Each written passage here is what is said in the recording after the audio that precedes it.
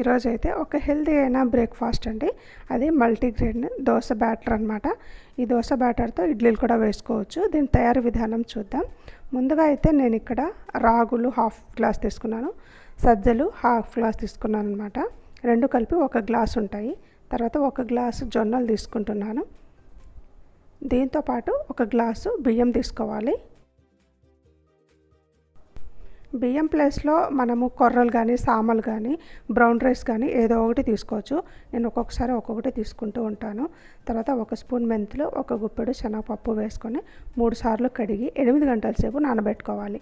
నానిన తర్వాత అటుకులు 1 హాఫ్ గ్లాస్ వేసుకోవాలి. రెడ్ కానీ వైట్ కానీ ఏ అటుకులు ఉంటే అవి. మిషన్కి వెళ్ళడానికి 10 నిమిషాల ముందు నానబెట్టి పంపిస్తున్నాను. ఈ దోశ బ్యాటర్ కానీ ఇడ్లీ కానీ వేసుకుంటే దీంతో చాలా బాగుంటాయండి. డిఫరెంట్ టేస్ట్ అంటూ ఏమీ అనిపించదు, మనకు మామూలుగానే అనిపిస్తుంది. అయితే హెల్దీ వేలో తింటున్నామన్న ఫీలింగ్ అయితే ఉంటుంది మనకి. ఇందులో ఎక్కువగా ఫైబరు, ప్రోటీను, తక్కువగా కార్బోహైడ్రేట్స్ ఉంటాయన్నమాట. ఈ బ్యాటరు ఎవరికైనా చాలా హెల్దీ. డయాబెటిక్ వాళ్ళకి కానీ, బరువు తగ్గాలనుకునే వాళ్ళకి కానీ చాలా మంచిది. ఇందులో ఉప్పు, తగినంత నీళ్ళు వేసుకొని దోశలు వేసుకోవాలి. తర్వాత ఇడ్లీలు కూడా వేసుకోవచ్చు. ఈ దోశలు నాన్ వెజ్తో కానీ, చట్నీ, కొబ్బరి చట్నీ, పల్లి చట్నీ దేనితోనైనా సూపర్గా ఉంటుంది. ఒకసారి ట్రై చేసి చూడండి. హెల్దీ వేలో మనం టిఫిన్లన్నీ తయారు చేసుకుంటూ ఉంటాం.